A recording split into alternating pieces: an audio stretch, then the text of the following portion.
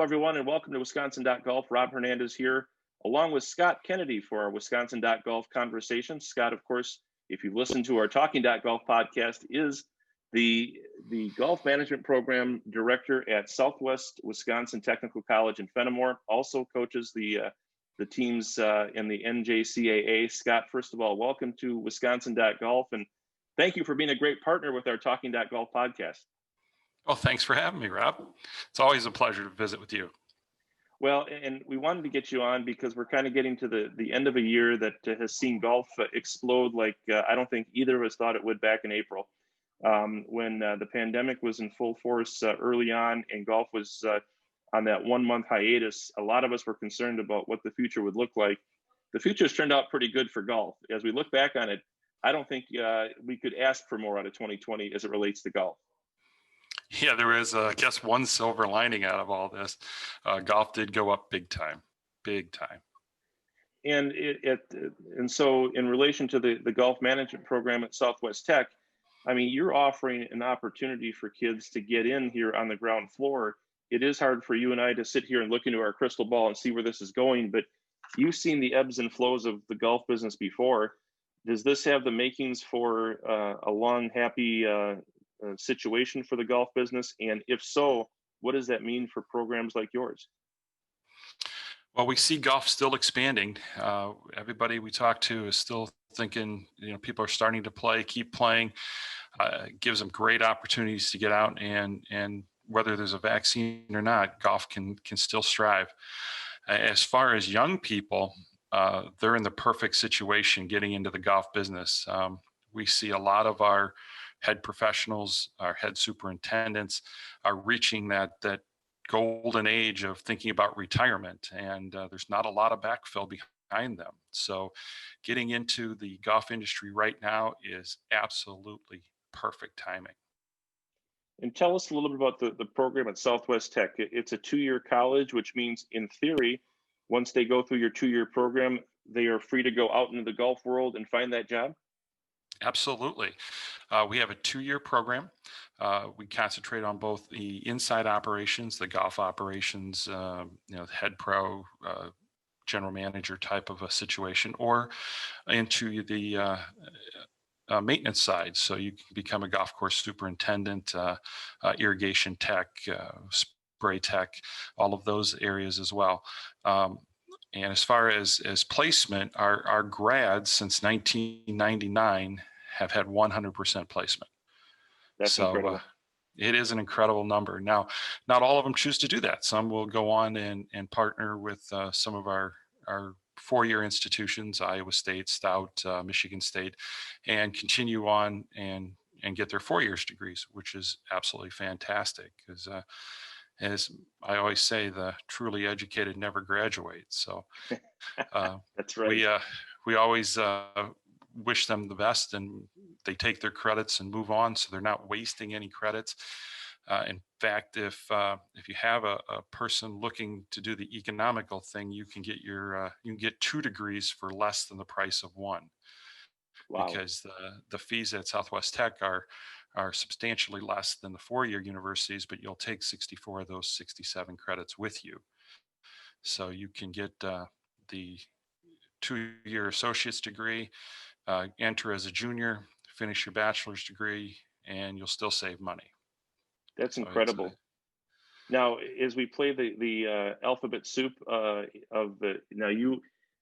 golf course management program is what we've been reading on the read for Talking.golf. But if they go to UW Stout, it's a golf enterprise management program. I know for a while you had a partnership with Nebraska, which I think is a PGM, and PGM equals affiliated with the PGA of America. There is no real bad golf program. I mean, if you're majoring in golf, you're getting to where you want to go, A, and B, you're having fun doing it. Is that what, as we kind of sift through the letters of these different opportunities, if they do go on past Southwest Tech educationally, is that what we're looking at for those kids?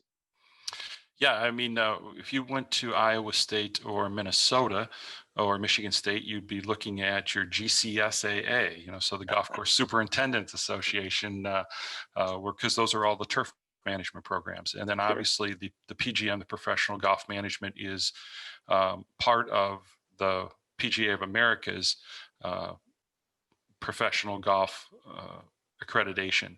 So we work very nicely with Nebraska.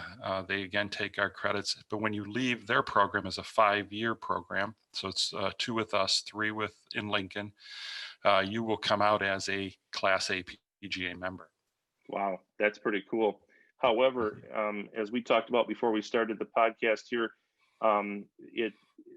you don't have to do that. I mean, there are jobs out there for people.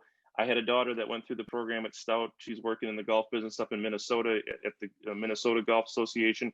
A lot of her contemporaries are working at great courses around the country. In fact, a former teammate went from Erin Hills this summer down to a private club in Naples, Florida. That's not a bad gig if you can get it. And you've got a kid who's got probably the best opportunity ahead of him with 2 great courses in Wisconsin. Where do you go to start your career?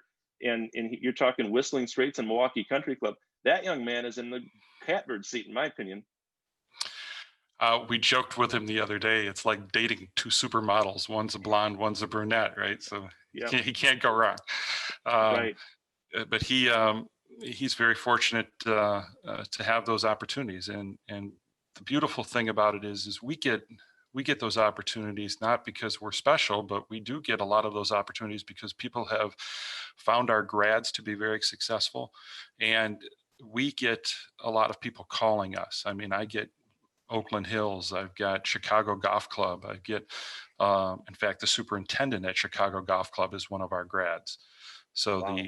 The oldest 18-hole golf course in the United States, and the head superintendent is a Southwest Tech grad. I've told people a couple times that when I was covering the State Women's Open this year down at the Legends Club at Brandybrook, Mitchell Steiner was down there, a Southwest Tech grad, and part of a great ensemble of head and assistant professionals, and especially when you have a network of clubs like the Legends clubs, you've got wonderful opportunities. And again, they're not looking for people with different letters on their resume. They're looking for people who can get the job done. As you said, it appears as though your grads are well versed at being able to fulfill that role. Well, we sure hope so. We spend a lot of time with them. As the beautiful thing about the technical college and the way the program is set up is that it's very hands-on, and we spend a lot of time working the nuts and bolts of the golf industry. So we do have to take English and math and all of those, but we don't have to take photography. We don't have to take, some of those other classes that people don't really want to take in some cases. But we do spend a lot of that 2 years concentrating on the golf business. As you look at careers in the golf business, Scott, what's new in careers and what will always be there?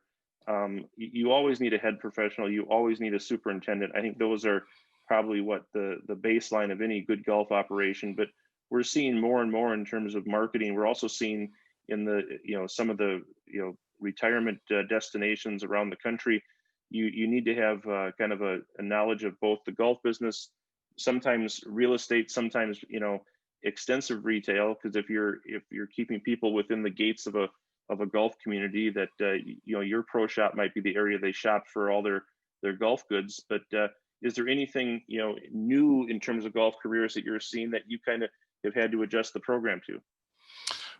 We made a 2 small, I would call them small adjustments, because we do cover this other places, but we have been getting a lot of requests for people in the event management area. We see a lot of clubs that are focusing now on those ancillary dollars that come in. So whether it be weddings or retirement parties, anniversary parties, any of the things that the facilities can now expand on and help balance out some of those revenues. So we see a lot more of the event management type of a program starting. The other thing is we've been getting a tremendous amount of requests from the resorts. The resorts have really kind of made the a move and a boom in their business. And as you know, I think once we come out of this pandemic, I can see those resorts really taking off again. And again, with a resort, a lot of times there's those other events as well. So those are the two major ones for us that we've been focusing on. And you mentioned the COVID-19 pandemic. I'm sure educationally it's created a lot of challenges to be able to connect with your students and be able to feel like your students are still engaged in the process of learning about golf. How has that worked on the educational end?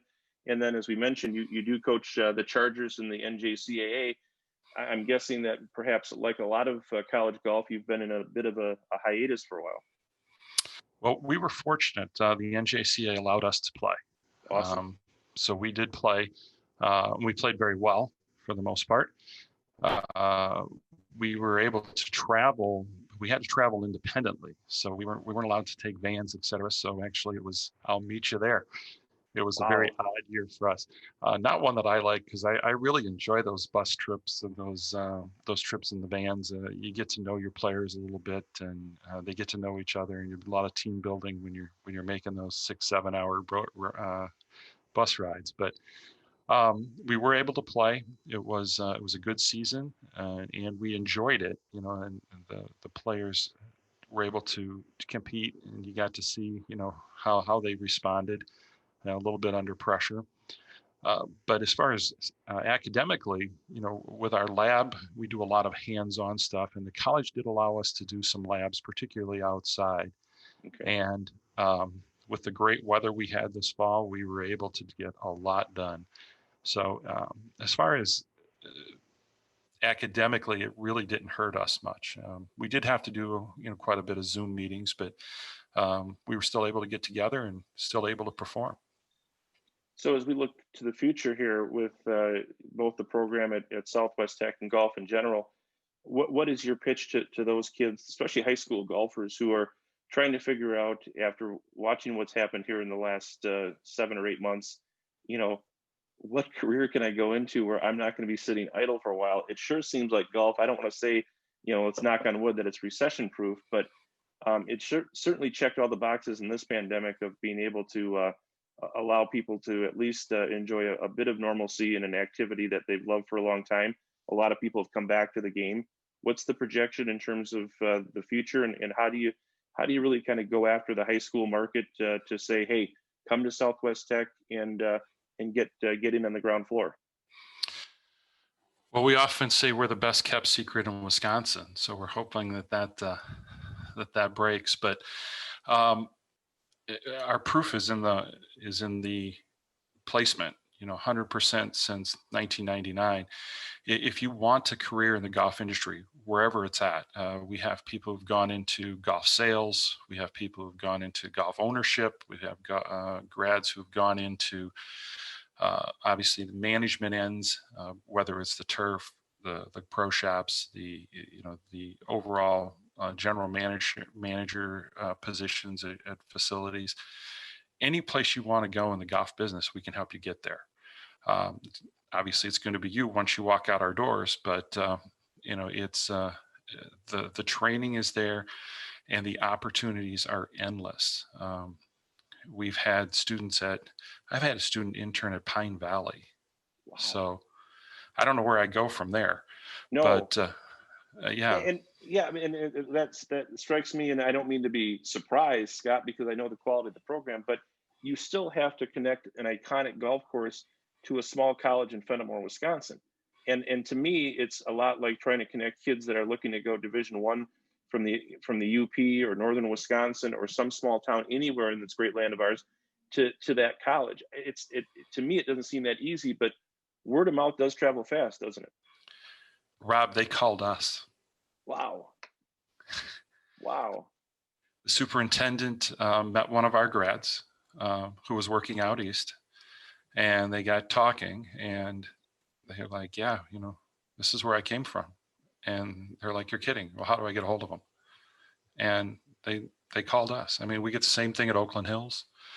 Yeah, I have Henrietta's number at Augusta, but to be honest with you, those experiences aren't as cool as some of those other facilities. In the golf industry, in the superintendent's world, they refer to the Marion Brotherhoods. Hmm. And a lot of these superintendents have all been through Marion Country Club, and we stay in contact with a lot of them. So yes, Fenimore's not very big. Southwest Tech's even smaller, but golf is a very close-knit facility and family, and we have the ability to get there. Scott, before we close, anything else you'd like to tell us about Southwest Tech, the program you've got going there, and what kids can expect if they spend a couple years in the heart of Southwest Wisconsin? It's a small town, no kidding aside, but you won't be a number. You're going to be a name, and you're going to feel part of the Charger family. The Charger family is worldwide now. I mean, we have grads all over the place, so you won't be alone when you leave that small town of Fenimore. But you'll have plenty of opportunities. You'll have opportunities to go places you'll never dreamed you have opportunities to go to. You'll have opportunities to play on our golf team. We don't cut on our golf team. So if you're thinking you're going to get a whole bunch of money, go play Division I wish you the best of luck. But if you're right. if you're not, give Southwest Tech a look, because we have scholarship dollars, not obviously golf scholarships, but we do have scholarships available, and we have tremendous opportunities to continue your competitive play. And we should also, before we close, I mean, you've had great success, with men coming through the program, but there's a world of opportunity for women, isn't there? We have typically 5 to 7 job offers per grad for the guys. Mm-hmm. That number goes 10 to 12 for the ladies. Wow. The golf industry is the number one group entering the golf industry are females. The number one group leaving the golf industry are females. Yes. So we need to correct that. And having ladies in our program and having them be a big part of the industry is huge. And we get requests for, hey, you got any ladies in the program? Hey, you got any ladies? Because everyone's looking to hire somebody of quality. Outstanding. Well, Scott, appreciate the time here on our Wisconsin.golf conversation. Thanks so much for your sponsorship of Talking.golf, and thanks for all you're doing in terms of giving kids an opportunity to get in the great golf game, the great golf business, and appreciate the time today. Thank you, Rob. I always appreciate giving a visit. That's Scott Kennedy at Southwest Wisconsin Technical College in Fenimore.